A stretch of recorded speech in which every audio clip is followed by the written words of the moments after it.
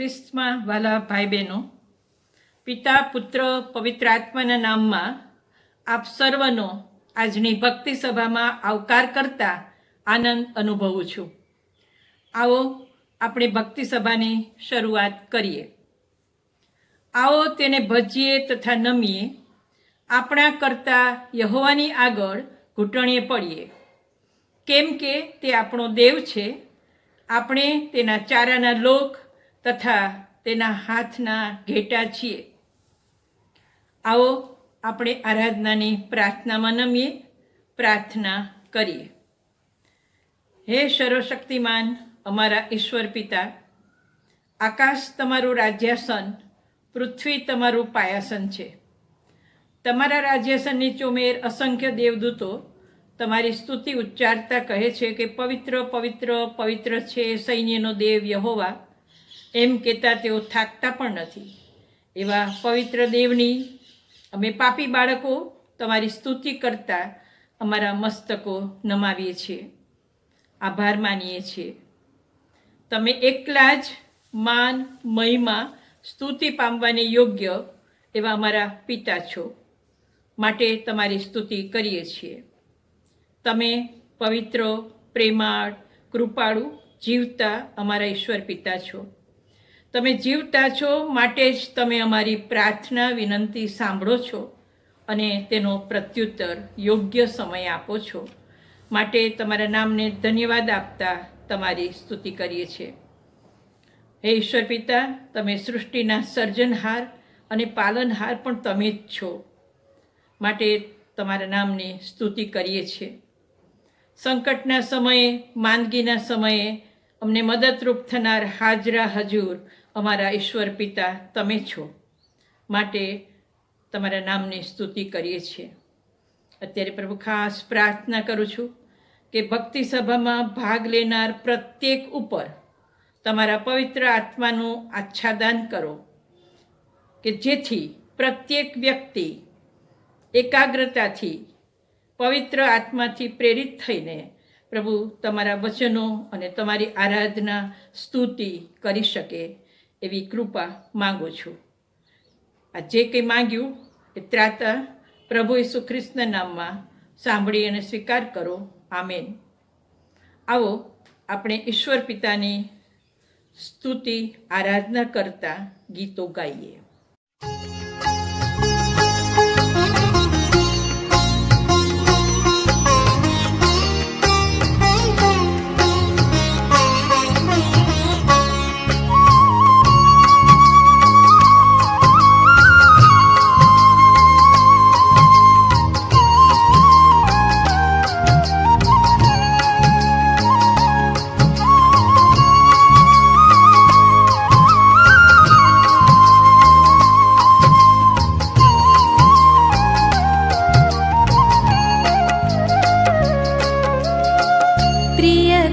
शीत कर ओ अविनाशी, अविनाशी, अविनाशी.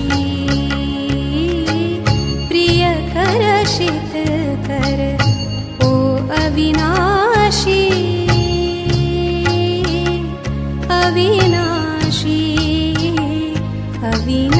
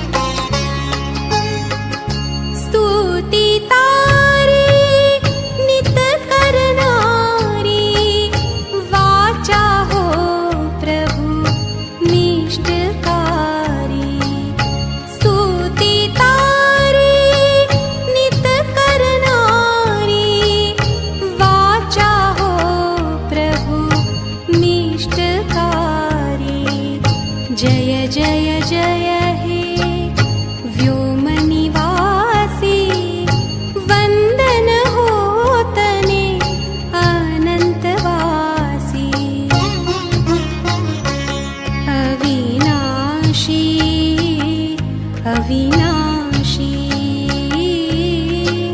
प्रियकर शीतकर ओ अविनाशी अविनाशी अविनाशी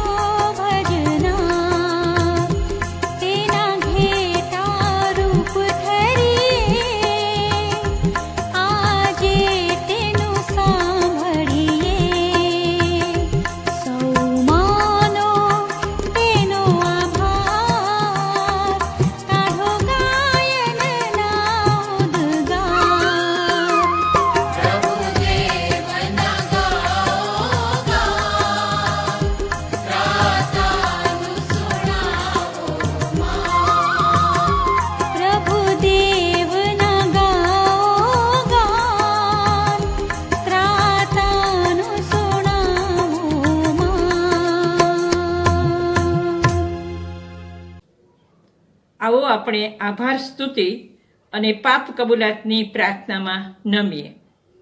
આપણને શ્રી એફ્રેમભાઈ વ્યાસ પ્રાર્થનામાં દોરશે. ત્યારબાદ પ્રત્યુત્તરી વાંચન પાઠમાં જોડાઈશું અને આ વાંચન પાઠ અબિગાયલબેન હાલોરી ગીતશાસ્ત્ર 78:1-8 આપણને દોરશે. આવો આપણે આભાર સ્તુતિ અને પાપ કબૂલાતની પ્રાર્થનામાં જોડાઈએ, પ્રાર્થના કરીએ. સ્વર્ગમાંના અમારા જીવંત પરમેશ્વર અને અમારા માટે આશીર્વાદો લાવનાર અમારા પ્રેમાળ ઈશ્વર, અમે તમારો આભાર માનીએ છીએ કે આ કોરોનાના મહાકાળમાં પણ તમે અમને સંભાળ્યા છે, અમને અમારી કાળજી લીધી છે. પ્રભુ, દરેક સંજોગોમાં તમે અમારી સાથે રહ્યા છો, તેને માટે અમે તમારો આભાર માનીએ છીએ. પ્રભુ, તમારી અવિરત કૃપામાં તમે અમને ધરી રાખો છો અને અમારી દરેક જરૂરિયાતો તમે પૂરી પાડો છો, તેને માટે પણ અમે તમારો આભાર માનીએ છીએ. પ્રભુ, અમે તમારો આભાર માનીએ છીએ અમારી રાજકોટ CNI મંડળીને માટે, પ્રભુ, મંડળીના સમગ્ર માળખાને માટે આભાર માનીએ છીએ. અમારા બાળક દંપતીને માટે પણ આભાર માનીએ છીએ. તેમની મંડળીની કાળજીને માટે પણ અમે તમારો આભાર માનીએ છીએ.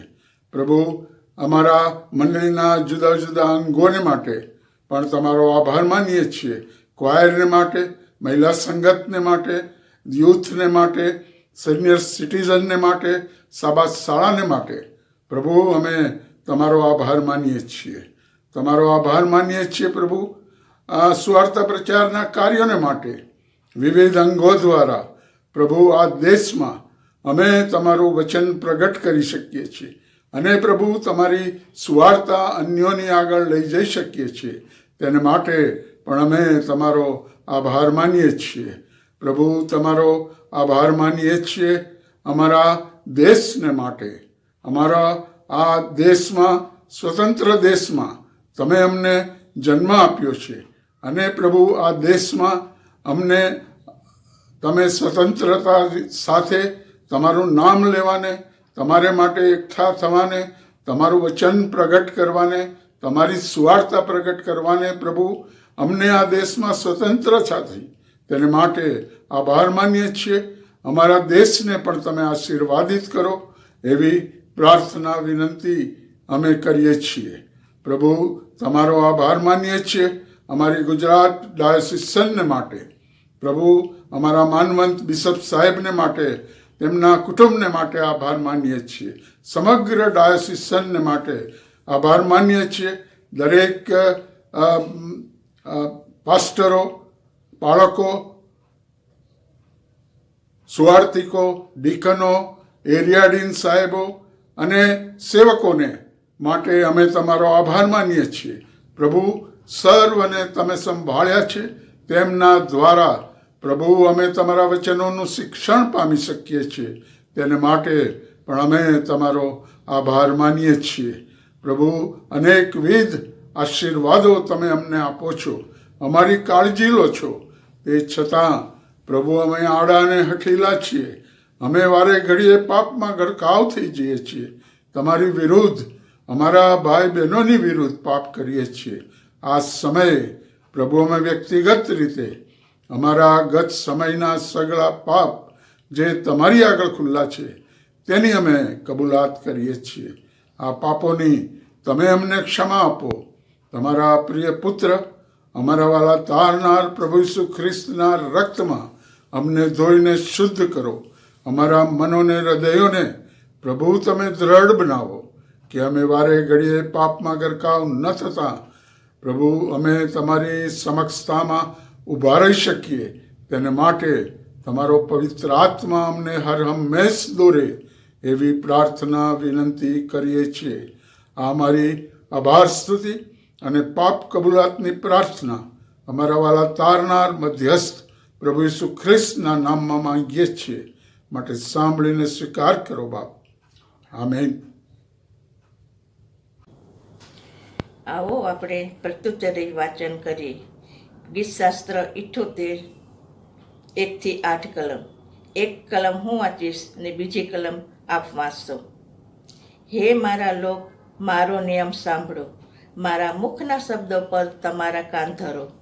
હું દ્રષ્ટા કહીને મારું મુખ ઉગાડીશ, હું પુરાણી ગૂઢ વાતો ઉચ્ચારીશ કે જે આપણે સાંભળી તથા જાણી છે, જે આપણા પૂર્વજોએ આપણને કહી છે, યહોવાના સ્તોત્ર, તેનું સામર્થ્ય તથા તેના કરેલા આશ્ચર્યકારક કામો આવતી પેઢીને જાહેર કરીને તેઓના દીકરાઓથી આપણે તે સંતાડીશું નહીં.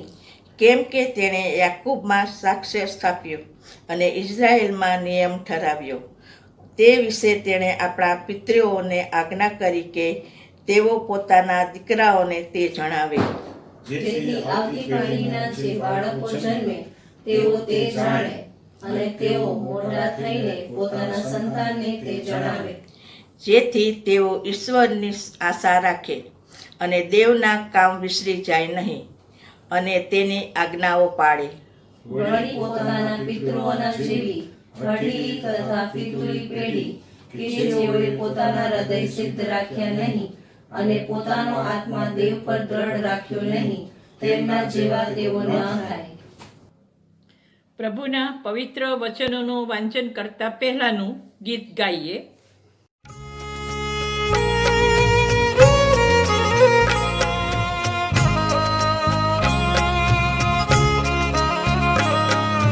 શાસ્ત્ર પવિત્ર ખરો ભંડાર, જ્ઞાન સનાતન ત્યાં મળનાર.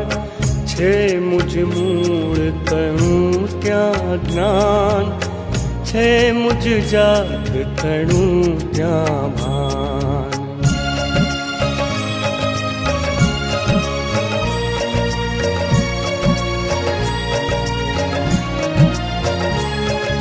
છે મુજ ચૂક વિશે ત્યાં બોધ, છે મુજ ભૂલ વિશે ત્યાં શોધ. છે મુજ ઈશ્વરની ત્યાં રેમ, છે મુજ ત્રાતાનો ત્યાં પ્રેમ.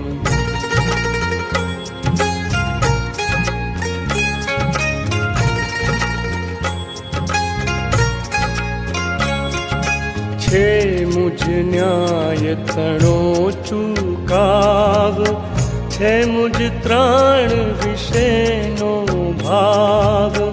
છે મુજ દોષ વિશેનો દંડ, છે પાપીનું ત્રાણ અખંડ.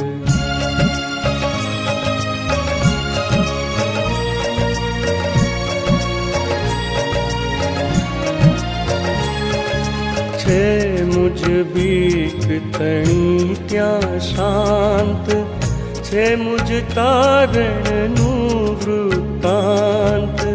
છે મુજ પાપ તજ્યાનું ચિત્ત, છે મુજ વેરી પરની જીત.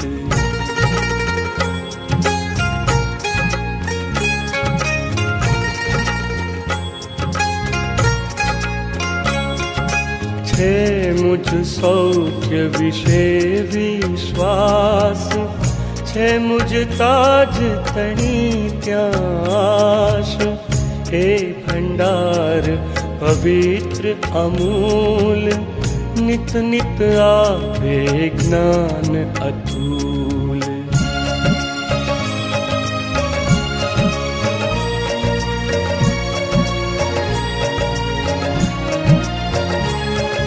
તે મુજ કરમાં છે આપેલ, ઈશ્વર પ્રેમ થકી દીધેલ. તેજ જણાવે જીવ અનંત, તેજ સદા શિરોમણિ ગ્રંથ.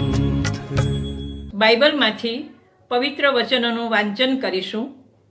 3 વાંચન પાઠ છે. પહેલો વાંચન પાઠ છે ઉત્પત્તિ 27 1-5 કલમ. ગટીબેન ગીગૈયા વાંચી સંભળાવશે. ત્યારબાદ બીજો વાંચન પાઠ છે 1 રાજા 2 1-6 અબિગાઇલબેન ગોહેલ વાંચન કરશે અને ત્રીજો શાસ્ત્ર પાઠ છે પહેલું રાજા 12 6-15 કિરપાબેન પરમાર વાંચી સંભળાવશે. વાંચન બાદ આપણે આપણા વિશ્વાસની કબૂલાત કરતા પ્રેરિતોનું વિશ્વાસનામું સાથે બોલીશું. આવો આપણે ઈશ્વરના વચનો વાંચીએ તથા સાંભળીએ. ઉત્પત્તિનું પુસ્તક 27મું અધ્યાય 1-5 કલમ સુધી. અને એમ થયું કે ઈસાક ઘરડો થયો ને તેની આંખનું તેજ એટલું બધું ઘટી ગયું કે તે દેખી શકતો નહોતો. ત્યારે તેણે પોતાના વડા દીકરા એસાવને બોલાવીને તેને કહ્યું, મારા દીકરા. અને તેણે કહ્યું, હું આ રહ્યો. અને તેણે કહ્યું, જો હું હવે ઘરડો થયો છું, મારો મરવાનો દાડો હું નથી જાણતો, માટે હવે તું તારા હથિયાર એટલે તારો ભાથો તથા તારું ધનુષ્ય લઈને જંગલમાં જા ને મારે સારું શિકાર મારી લાવ અને મને ભાવે છે તેવું સ્વાદિષ્ટ ખાવાનું તું મારે સારું તૈયાર કર. તે મારી પાસે લાવ કે હું ખાઉં અને મરવા અગાઉ મારો જીવ તને આશીર્વાદ દે. અને ઈસાક તેના દીકરા એસાવની સાથે બોલતો હતો ત્યારે રિબકાએ સાંભળ્યું અને એસાવ શિકાર મારી લાવવા સારું જંગલમાં ગયો. આપણે પ્રભુના વચનો વાંચીએ તથા સાંભળીએ. પહેલો રાજા 2 અધ્યાય 1-6 કલમ. હવે દાઉદને મરવાના દાડા પાસે આવ્યા હતા. તેણે પોતાના દીકરા સુલેમાનને શિખામણ આપી કે હું તો આખી દુનિયા જાય છે તે માર્ગે જાઉં છું, માટે તું બળવાન થા ને પુરુષાતન દેખાડ. જેમ મૂસાના નિયમશાસ્ત્રમાં લખેલું છે તેમ તારા દેવ યહોવાના માર્ગમાં ચાલીને તથા તેના વિધિઓ, તેની આજ્ઞાઓ, તેના હુકમો તથા તેના સાક્ષીઓ પાડીને તેના ફરમાનનો અમલ કર. એ માટે કે જે તું કરે તેમાં જ્યાં કહી તું જાય ત્યાં તું ફતેહ પામે. જેથી યહોવાએ મારી બાબતમાં પોતાનું જે વચન આપ્યું હતું તે ફળીભૂત કરે. એટલે તે જો તારા વંશજો પોતાના માર્ગ વિશે સંભાળ રાખીને પોતાના પૂરા હૃદયથી ને પોતાના પૂરા જીવથી સત્યતામાં મારી સન્મુખ ચાલશે તો તેણે કહ્યું કે ઇસ્રાયેલના રાજ્યાસન પર બેસનાર માણસની ખોટ તને પડશે નહીં. વળી સરુયાના દીકરા યોયાબે મને જે કર્યું એટલે કે તેણે ઇસ્રાયેલના સૈન્યના 2 અધિપતિઓને એટલે નેરના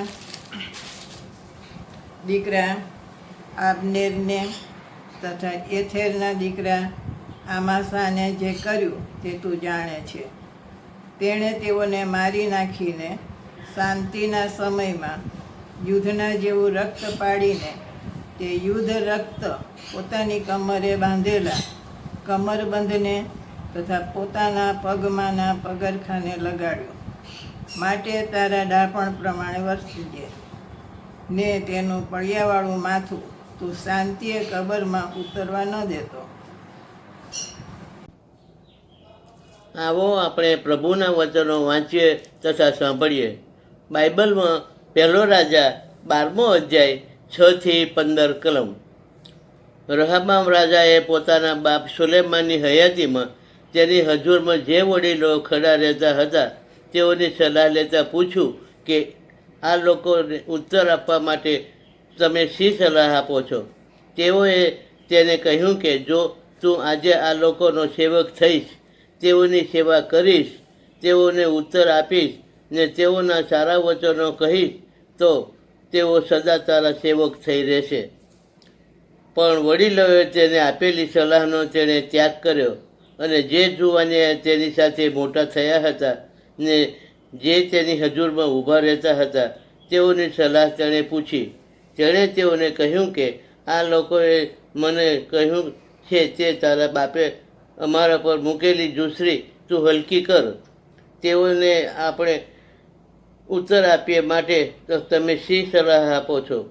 જે જુવાનિયા તેની સાથે મોટા થયા હતા તેઓએ તેને કહ્યું કે આ જે લોકો તને એમ કહ્યું કે તારા બાપે અમારા પરની દૂસરી ભારે કરી હતી, પણ તું તે અમારા પરની દૂસરી હલકી કર. તેઓને તારે એમ કહેવું કે મારી તતલી આંગળી મારા બાપની કમર કરતાં જાડી છે. હવે મારા બાપે તમારા પર જે દૂસરી લાદી તો હું તમારા પરની દૂસરી વધારીશ. મારા બાપે તમને ચાપકાથી શિક્ષા કરી, પણ હું તમને વીછુઓથી શિક્ષા કરીશ. રાજાએ ફરમાવેલું, ત્રીજા દિવસે મારી પાસે પાછા આવજો. તે પ્રમાણે યરોબામ તથા સર્વ લોકો ત્રીજે દિવસે રહાબામ પાસે પાછા આવ્યા. રાજાએ લોકોને સખ્તાઈથી ઉત્તર આપ્યો ને વડીલોએ તેને જે સલાહ આપી હતી તેનો ત્યાગ કર્યો. અને પેલા જુવાનિયાની સલાહ પ્રમાણે તેઓને કહ્યું કે મારા બાપે તમારી દૂસરી ભારે કરી, પણ હું તો તમારી દૂસરી વધારીશ. મારો બાપ તમને ચાપકાથી શિક્ષા કરતો, પણ હું તમને વીછુઓથી શિક્ષા કરીશ. એમ રાજાએ લોકોનું કહેવું સાંભળ્યું નહીં, કેમ કે એ બનાવ યહોવાથી તરફથી બન્યો છે. તેથી યહોવાએ પોતાનું જે વચન શીલોની અહીંયાની હસ્તક નબાટના દીકરા યરોબામને કહ્યું આપ્યું હતું તે સ્થાપિત કરે. વાંચેલા વચન પર પ્રભુ આશીર્વાદ આપો. સર્વ સત્તાધારી ઈશ્વર પિતા, આકાશ તથા પૃથ્વીનો કરતા, તેના પર હું વિશ્વાસ કરું છું. વળી તેનો એકનો એક પુત્ર ઈસુ ખ્રિસ્ત આપણો પ્રભુ, તેના પર હું વિશ્વાસ કરું છું. તે પવિત્ર આત્મા દ્વારા ગર્ભે રહ્યો, કુંવારી મરિયમને ઉદરે જન્મ્યો, પોન્તિયુસ પિલાતની હુકુમતમાં દુઃખ ભોગવ્યું, ક્રૂસે ચડાયો, મરણ પામ્યો તથા દટાયો, અધસ્થાનમાં ઉતર્યો, તે ત્રીજે દિવસે મુર્દામાંથી ઉત્થાન પામ્યો, સ્વર્ગમાં ચડી ગયો અને સર્વસમર્થ ઈશ્વર પિતાને જમણે હાથે વિરાજમાન છે. તે ત્યાંથી જીવતા તથા મોયેલાનો ન્યાય કરવા સારું આવનાર છે. વળી પવિત્ર આત્મા પર હું વિશ્વાસ કરું છું અને પવિત્ર સાર્વત્રિક મંડળી, સંતોની સંગત, પાપોની ક્ષમા, દેહનું પુનરુત્થાન તથા અનંત જીવન એ સર્વ હું માનું છું. આમેન. મંડળીની જાહેર ખબર માનનીય પાળક સાહેબ આપશે, તેમજ મધ્યસ્થીની પ્રાર્થનામાં આપણને દોરશે. પ્રાર્થના બાદ ખાસ ગીત સાંભળીશું અને ત્યારબાદ શ્રી મહેશભાઈ ક્રિશ્ચિયન આપણને પ્રભુના વચનોમાં દોરી જશે. આજની આ સિનિયર સિટીઝનની ખાસ ભક્તિ સભામાં આપ સર્વનો પ્રભુ ઈસુ ખ્રિસ્તના નામમાં આવકાર કરું છું. આપ સર્વને જય મસીહ. CNI ગુજરાત ડાયોસિસ દ્વારા ચાલતી ઓનલાઈન ભક્તિ સભાનો સમય સવારે 9 વાગ્યાનો હોય છે, જેમાં કુટુંબ સહિત આપ સર્વ ભાગ લો જ છો. આવનાર દિવસોમાં પણ એ જ રીતે ભાગ લેશો એવી મારી ખાસ વિનંતી છે. દરરોજ રાત્રે 8 વાગ્યે ગુજરાત ડાયોસિસ દ્વારા ઓનલાઈન ભક્તિ સભા ચલાવવામાં આવે છે. તેમાં પણ આપ સર્વ ભાગ લેશો, જેમાં વિશેષ કરી જુદા જુદા વિષયો ઉપર બાઇબલ સ્ટડી કરાવવામાં આવે છે. તો તેમાં ભાગ લઈને આશીર્વાદ પ્રાપ્ત કરશો. દર રવિવારે સાંજે 7 કલાકે સ્થાનિક મંડળીની ઓનલાઈન ભક્તિ સભા હોય છે. તેમાં પણ સમયસર પરિવાર સાથે ભાગ લેવા વિનંતી. દર શુક્રવારે સાંજે 8 વાગ્યે સૌરાષ્ટ્ર વિભાગની ઓનલાઈન કોટેજ મીટિંગ હોય છે, જેમાં આપ સર્વ પરિવાર સહિત ભાગ લેશો એવી મારી વિનંતી છે. બીમાર ભાઈ બહેનોને માટે ખાસ આપણે પ્રાર્થના કરતા રહીએ કે જેથી પ્રભુની કૃપાનો દરેક વ્યક્તિ અનુભવ કરી શકે. અને વિશેષ કરીને ગત દિવસોમાં આપણી મંડળીના ઘણા બધા ભાઈ બહેનોને કોરોના પોઝિટિવ હતો, પરંતુ ઈશ્વરની દયા અને કૃપા, યોગ્ય સમયે યોગ્ય સારવાર લેવામાં આવી, તેના મારફતે જે સાજાપણું પ્રાપ્ત થયું તે માટે આપણે પ્રભુના નામને ધન્યવાદ આપીએ, પ્રભુની સ્તુતિ કરીએ. અને અત્યારે પણ જેઓ પોઝિટિવ છે તેઓને માટે પ્રાર્થના કરીએ. અને એની સાથે સાથે અન્ય બીમારીથી પીડાતા લોકોને માટે પણ આપણે પ્રભુની પાસે કૃપા માંગીએ કે જેથી પ્રત્યેક વ્યક્તિ પ્રભુની કૃપાનો આશીર્વાદ પ્રાપ્ત કરી શકે. અને એની સાથે સાથે માન્ય બિશપ સાહેબ કે જેઓને પણ કોરોના પોઝિટિવ આવ્યો હતો તેઓને પણ સારવાર આપવામાં આવી અને પ્રભુએ સાજાપણું આપ્યું છે એ માટે આપણે પ્રભુના નામને ધન્યવાદ આપીએ. માન્ય બિશપ સાહેબને રજા આપેલ છે અને તેઓ અત્યારે ઘરે છે, ત્યારે પ્રભુના નામની સ્તુતિ કરીએ, પ્રભુના નામને આપણે ધન્યવાદ આપીએ અને એની સાથે સાથે આપણા દેશને માટે પણ પ્રાર્થના કરીએ કે જેથી આપણો આખો દેશ એ પ્રભુની કૃપામાં આશીર્વાદો પ્રાપ્ત કરી શકે. આવો આપણે મધ્યસ્થીની પ્રાર્થનામાં જોડાઈએ, પ્રાર્થના કરીએ. હે અમારા સર્વશક્તિમાન ઈશ્વર પિતા, અમે તમારો આભાર માનીએ છીએ, તમારી સ્તુતિ કરીએ છીએ, તમારી પ્રશંસા કરીએ છીએ આજના આ સુંદર દિવસને માટે. આખા દિવસ દરમિયાન પ્રભુ તમે અમારી સાથે ને પાસે રહ્યા અને આ સાંજના સમયે ફરી એકવાર તમારા ચરણોમાં પરિવાર સાથે બેસવાને માટેની આ તક આપી એ માટે પણ અમે તમારી સ્તુતિ કરીએ છીએ અને તમારી પ્રશંસા કરીએ છીએ. વિશેષ કરીને આ સમયે પ્રાર્થના કરીએ છીએ અમારા દેશને માટે. અમારા આખા દેશને પ્રભુ તમે બચાવો, આર્થિક રીતે આગળ વધી શકે, સમૃદ્ધિ પ્રાપ્ત કરે તે માટે સહાય કરો. ભૂખ્યા, નિરાધાર, ગરીબ લોકો અને જેઓ અત્યારે જોબલેસ છે તેઓને જોબ પ્રાપ્ત થાય એ માટે પણ પ્રભુ તમે સહાય કરો, એવી અમારી ખાસ પ્રાર્થના છે.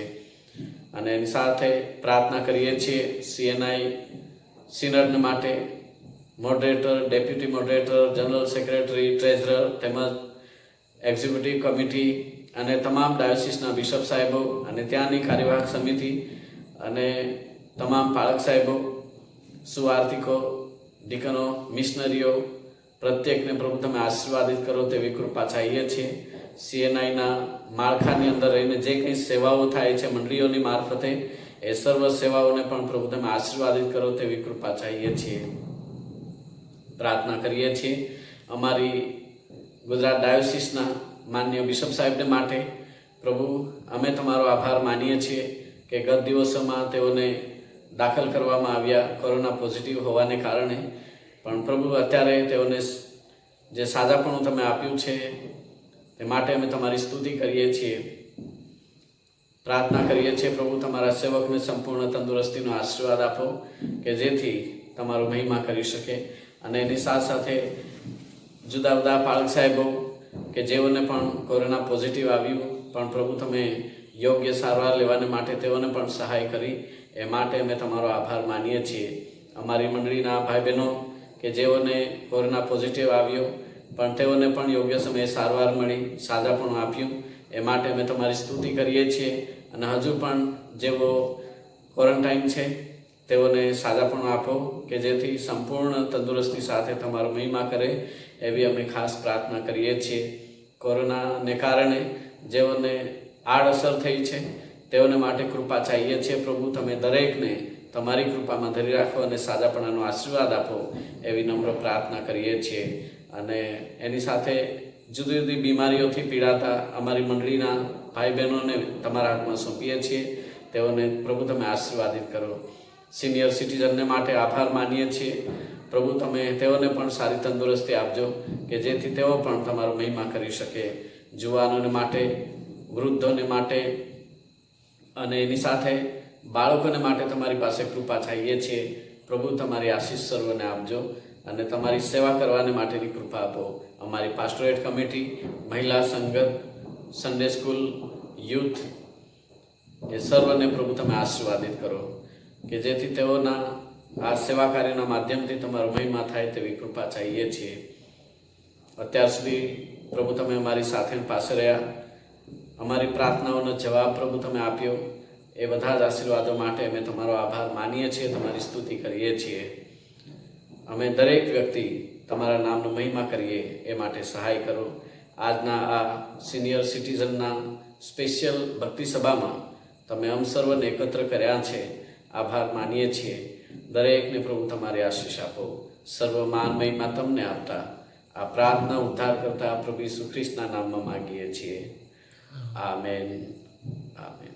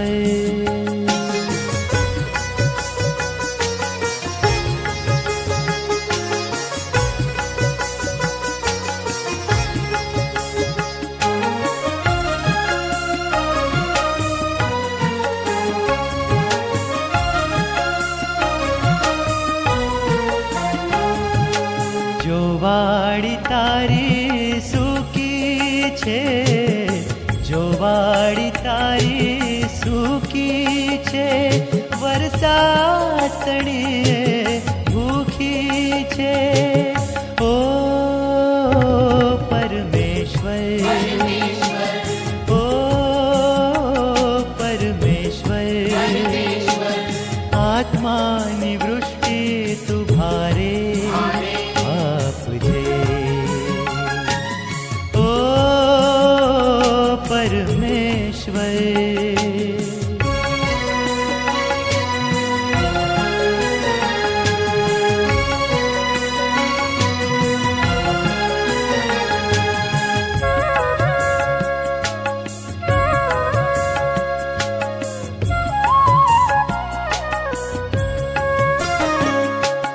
જો બીજ વવાયા છે તેમાં, જો બીજ વવાયા છે તેમાં, ખોદાણ થયું છે પણ એમાં, ઓ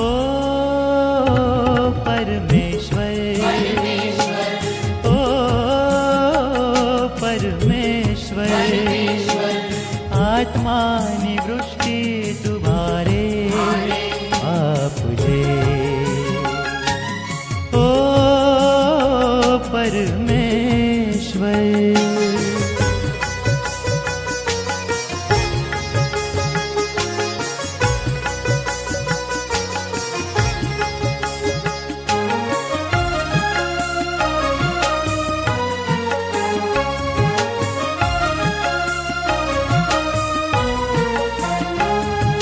ખીલે જેથી તારી વાડી, ખીલે જેથી તારી વાડી, શોભે જેથી બહુ સારી, ઓ પરમેશ્વર, ઓ પરમેશ્વર, આત્માની વૃષ્ટિ તું ભારે આપજે, ઓ પરમેશ્વર.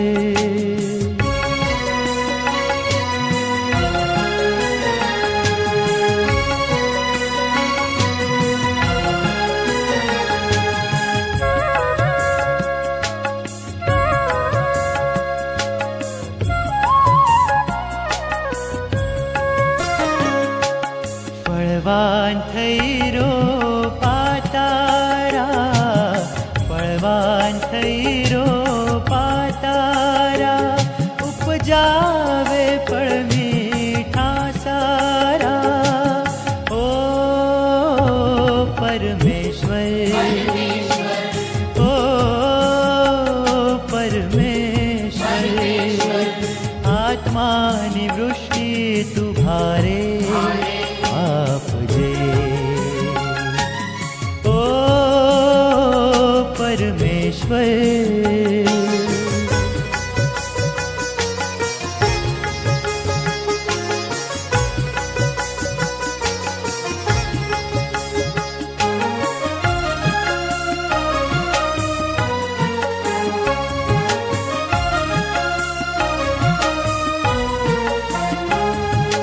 તુજ ભક્તોની સહુ માગણીઓ, તુજ ભક્તોની સહુ માગણીઓ, પૂરી કરજે સહુ લાગણીઓ, ઓ પરમેશ્વર, ઓ પરમેશ્વર, આત્માની વૃષ્ટિ તું ભારે આપજે, ઓ પરમેશ્વર. પ્રભુના નામને ધન્યવાદ આપીએ. વિશેષ કરીને આજે સ્થાનિક પાળક સાહેબ મારફતે આજનો દિવસ એટલે કે આજનો રવિ દિન એ સિનિયર સિટીઝન સન્ડે તરીકે સિનિયર સિટીઝન્સને આવરી લઈને જુદા જુદા વિભાગોની અંદર એમનો સમાવેશ કરીને આ દિવસની આપણે ઉજવણી કરી રહ્યા છે. ત્યારે પ્રભુ પિતાનો આભાર માનીએ છીએ, સ્થાનિક પાળક ક્ષેત્ર સમિતિના સર્વ સભ્યોનો આભાર માનીએ છીએ, અને આ ઓનલાઈન ભક્તિ સભામાં જે મદદ કરે છે એ ટેકનિકલ ટીમનો અને આપ સર્વ જેઓ આ ઓનલાઈન ભક્તિ સભામાં ભાગ લઈ રહ્યા છે એમના અમે આવકાર કરીએ છીએ અને આભાર માનીએ છીએ.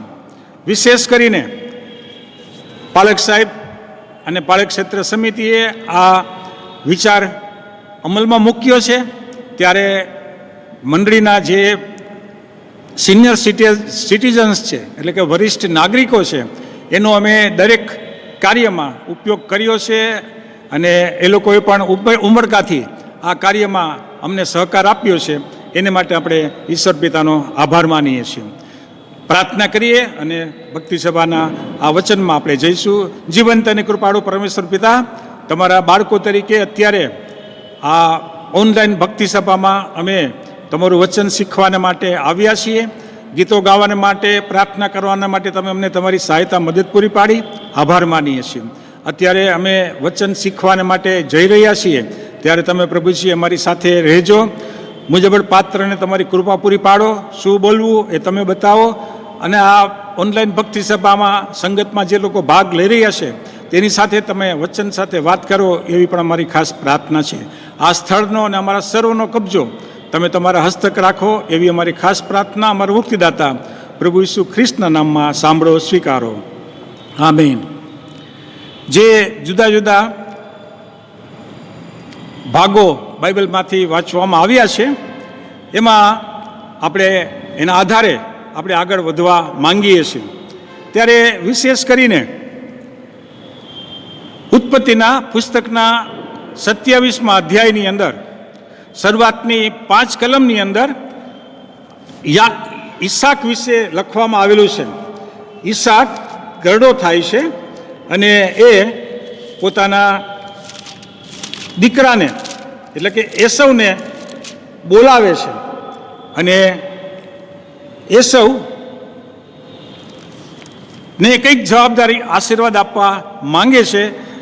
એ પોર્શન એ પ્રભુની સેવિકાએ વાંચી ગયા છે.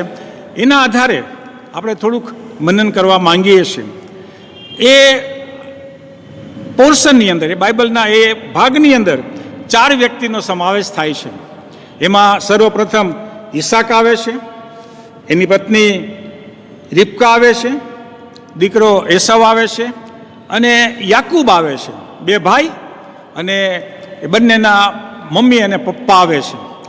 મમ્મી અને પપ્પા કદાચ એ વરિષ્ઠ નાગરિક એટલે કે વૃદ્ધ હશે અથવા તો સિનિયર સિટીઝન હશે, કારણ કે લખેલું છે કે ઈસાક ઘરડો થયો અને એને આ પ્રમાણે પોતાના વાલાઓને બોલાવીને એમની સાથે વાત કરી. મિત્રો, આજે વરિષ્ઠ નાગરિક સન્ડે આપણે ઉજવી રહ્યા છીએ ત્યારે મંડળીના ઘણા બધા વરિષ્ઠ નાગરિકોનો અમે આ કાર્યમાં ભાગ લેવાના માટે આમંત્રણ આપ્યું અને એ લોકો અમારી સાથે જોડાયા છે. એના માટે દરેકનો આભાર માનીએ છીએ. અને આજે સિનિયર સિટીઝન અથવા વરિષ્ઠ નાગરિક શું છે, એની જવાબદારી શું છે, એના પ્રત્યે આપણી જવાબદારી શું છે એ આપણે જોવા માંગીએ છીએ. બાઇબલના આધારે જો આપણે જોઈએ તો વરિષ્ઠ નાગરિક કોણ હોઈ શકે? બાઇબલના આધારે જો આપણે જોઈએ તો મૂસાના ગીતશાસ્ત્ર, મૂસાએ જે લખેલું છે ગીતશાસ્ત્ર 90, એની અંદર એમ લખેલું છે કે મનુષ્યનું આયુષ્ય 70 વર્ષનું અને બળને કારણે 80 વર્ષનું થાય છે. એટલે કે માણસનું આયુષ્ય 80 વર્ષનું. અને મારા પોતાના અંદાજ પ્રમાણે અને અમે અભ્યાસ કરીએ છીએ પ્રમાણે જે આયુષ્ય મનુષ્યનું છે એના 25% એ સિનિયર સિટીઝન અથવા તો વૃદ્ધ અવસ્થામાં પસાર કરવાના આવે છે. જો બાઇબલની અંદર આપણે જોઈએ ને તો એમ લખેલું છે, જો કે આપણે વાંચીએ તો આપણને ખરેખર આશ્ચર્ય લાગશે. ઉત્પત્તિના 5મા અધ્યાયની 5મી કલમથી આપણે જો જોઈશું તો એમાં અમુક વ્યક્તિના નામ આપેલા છે અને એ કેટલા વર્ષ જીવ્યો એનું બતાવેલું છે. તો સર્વપ્રથમ આદમ માટે જોઈએ તો આદમ એ 930 વર્ષ જીવ્યો. આદમ 930 વર્ષ જીવ્યો. શેથ 912 વર્ષ જીવ્યો. આનોસ 905 વર્ષ જીવ્યો. અને ત્યાર પછી જો મથુસેલા વિશે જોઈએ તો એમ લખેલું છે કે મથુસેલા 969 વર્ષ જીવ્યો. હવે જો અત્યારની આપણે આયુષ્યની વાત કરતા હોય, અત્યારના જે માનવીની આયુષ્યની વાત કરતા હોય, તો આ લોકોના આયુષ્ય અને આપણું અત્યારે જે આયુષ્ય છે એને જો કમ્પેર કરીએ તો આપણે તો હજુ બાળક જેવા જ લાગીએ. દાખલા તરીકે મથુસેલા તો 969 વર્ષ જીવ્યો, તો એનો 10મો ભાગ 90% થાય, 90 વર્ષ થાય. તો આપણે તો 90 વર્ષનો તો બુઢો થઈ જાય છે, વૃદ્ધ થઈ જાય છે, અને કદાચ એ ઈશ્વરને પ્યારા થઈ જતા હોય છે. પણ આ બાઇબલની અંદર જે બાઇબલના જે પાત્રો છે એનું મેં તમારી આગળ રજૂઆત કરી. પણ જો તમે જોશો તો પ્રભુના જે સેવકો છે બાઇબલની અંદર જૂના કરારમાં આપણે જોઈશું તો ઈસાક છે, દાઉદ છે, સુલેમાન છે, અને બીજા ઘણા બધા લોકો એ વૃદ્ધ અવસ્થા સુધી જીવ્યા અને ત્યાર પછી મરણ પામે છે. દાખલા તરીકે મૂસાની જ વાત કરીએ તો એમ લખેલું છે કે મૂસા 120 વર્ષ જીવ્યો. મૂસા 120 વર્ષ જીવ્યો. એ રીતે ઈસાક છે, દાઉદ છે, અબ્રાહમ છે, સુલેમાન છે, એ પણ ઘરડા થઈને એટલે કે વરિષ્ઠ નાગરિક થઈને મરણ પામ્યા હતા એવું આપણને બાઇબલ બતાવે છે. તો બાઇબલની દ્રષ્ટિએ અને અત્યારે જે આપણે જીવીએ છીએ અત્યારના વાતાવરણને અનુસાર માણસ કેટલા વર્ષ જીવી શકે અને એમાંથી એનું જે વૃદ્ધાવસ્થા અથવા તો સિનિયર સિટીઝનનો સમય છે એ કેટલો હોઈ શકે. જો સરકારના નિયમ અનુસાર આપણે જોઈશું ને તો સરકાર એમ કહે છે કે 58 વર્ષ થાય એટલે માણસ નિવૃત્ત થઈ જાય. પછી જો અમુક ઠેકાણે હું સેન્ટ્રલ ગવર્મેન્ટમાં નોકરી કરતો હતો તો અમારે માટે ત્યાં 60 વર્ષ હતા. 60 વર્ષ થાય એટલે નિવૃત્ત થઈ જવાનું. અમુક ઠેકાણે 65 છે, આપણા પાળક સાહેબો છે, બિશપ સાહેબો છે, તો એમને માટે 65 વર્ષ છે. સિનિયર સિટીઝનની વ્યાખ્યા જુદા જુદા સ્થળે જુદી જુદી હોય છે. માની લો કે તમે જો રેલવેમાં મુસાફરી કરતા હો તો લેડીઝ છે એને 58 વર્ષે સિનિયર સિટીઝન ગણવામાં આવે છે. પુરુષને 60 વર્ષ અને એનાથી મોટી ઉંમરના હોય તો એને વરિષ્ઠ નાગરિક અથવા તો સિનિયર સિટીઝન તરીકે ગણવામાં આવે છે. પણ આપણે આપણી પોતાની દ્રષ્ટિ જ્યારે વિચારીએ છીએ, સામાન્ય આપણી જે દ્રષ્ટિથી કોને વૃદ્ધ ગણવો અથવા તો કોને સિનિયર સિટીઝન ગણવો, તો એમાં એમ લખેલું છે કે જો કોઈના વાળ ધોળા થઈ જાય તો એને સિનિયર સિટીઝન ગણવાનો. હાથ ઉપર અથવા તો મોં ઉપર કરચલી આવી જાય તો એને સિનિયર સિટીઝન ગણવાનો. અશક્ત બની જતો હોય તો એને સિનિયર સિટીઝન ગણ. બાળકોને ત્યાં બાળકો ને એને ત્યાં બાળકો હોય તો આપણે માની લેવાનું કે આ તો મોટી ઉંમરની વ્યક્તિ છે અને એને સિનિયર સિટીઝન અથવા તો વરિષ્ઠ નાગરિક તરીકે આપણે જોઈ શકાય છે. આંખનું તેજ ઘટી જાય. ઘણી બધી વખત આંખનું તેજ ઘટી જતું હોય છે, બહુ નાની ઉંમરમાં ઘટી જતું હોય છે. પણ સિનિયર સિટીઝન બને એટલે લગભગ આંખનું તેજ ઘટી જાય છે. જો કે પ્રભુનો આભાર માનું છું હું કે આજે મારી 68 વર્ષની ઉંમર છે પણ હું ચશ્મા વગર બહુ સરસ રીતે વાંચી શકું છું. મારું તેજ ઘટ્યું નથી, એને માટે હું ઈશ્વર પિતાનો આભાર જ માનું છું. આ સિનિયર સિટીઝન અથવા તો જે વૃદ્ધ વ્યક્તિ છે અથવા તો વરિષ્ઠ નાગરિક છે એનું બાઇબલ અને સરકાર કઈ રીતે ગણતરી કરે છે, કઈ વ્યક્તિને આપણે સિનિયર સિટીઝન ગણવા એ આપણે જોઈ ગયા. હવે જો મેડિકલી ભાષાની અંદર જોઈએ તો તબીબી ભાષાની અંદર અથવા તો મેડિકલ લેંગ્વેજમાં ઘણા પાસા કાર્ય કરતા હોય છે. મેડિકલ લેંગ્વેજની અંદર ઘણા બધા પાસા વૃદ્ધ માટે કાર્ય કરતા હોય છે. દાખલા તરીકે શારીરિક અને માનસિક અસર માણસના શરીર ઉપર પડતી હોય છે. શારીરિક અને માનસિક અસર. માની લો કે જન્મ વખતે બાળકોને પૂરતો પ્રાણવાયુ ન મળે કે યોગ્ય પોષણ ન મળે તો તે માનસિક અથવા તો શારીરિક વિકલાંગ બને છે અને તે અકાળે વરિષ્ઠ નાગરિક બને છે. માની લો કે 80 વર્ષનું જીવન આપણે ગણીએ, મનુષ્યનું આયુષ્ય 80 વર્ષનું હોય તો એ ઝડપથી 30 વર્ષ 35 વર્ષમાં તો એ વૃદ્ધ બની જતો હોય છે. એ 80 વર્ષ સુધી જીવશે નહીં. મેં જે તમારી આગળ રજૂઆત કરી કે મનુષ્યનું જે આયુષ્ય છે એના 25% એ વૃદ્ધાવસ્થાની અંદર પસાર કરવાના હોય છે, અથવા તો સિનિયર સિટીઝનની 25% જે એનું આયુષ્ય હોય છે એના 25% છેલ્લા એને આપણે વૃદ્ધાવસ્થાના દિવસો ગણતા હોઈએ છીએ. ઘણી વખત આબોહવાની અસર થતી હોય છે. ક્ષારવાળું પાણી હોય એનું જો સેવન કરતા હોય તો નાની વયમાં માણસો વૃદ્ધ બની જતા હોય છે. પણ ઘણી બધી વખત આફ્રિકાના જંગલની અંદર જે પિગ્મી લોકો છે એનું આયુષ્ય ફક્ત 40 જ વર્ષનું હોય છે. તો એ કદાચ 30 વર્ષની ઉંમરે વૃદ્ધાવસ્થા તરફ દોરાતા હોય છે, તો સિનિયર સિટીઝન બની જતા હોય છે. ક્યારેક અમુક પ્રકારના કેફી પદાર્થોનું સેવન કરતા હોય છે. ઘણા બધા લોકો જે સેવન કરતા હોય છે એની અસર, નિયમિત સેવનની અસર આના જે બીજા અવયવો છે, શરીરના બીજા અવયવો છે એની ઉપર પડતી હોય છે, અને એને લઈને એ અકાળે વૃદ્ધ બની જતા હોય છે, અકાળે એ વૃદ્ધાવસ્થામાં પ્રવેશ કરતા હોય છે. એ જ રીતે ઘણા બધા દેશોની વાતાવરણ એ મનુષ્યનું આયુષ્ય છે એ વધારતા હોય છે. દાખલા તરીકે નેપાળ છે, જાપાન છે, ચીન છે, એના લોકો છે એનું સામાન્ય આયુષ્ય 100 વર્ષ કરતાં પણ વધારે હોય છે.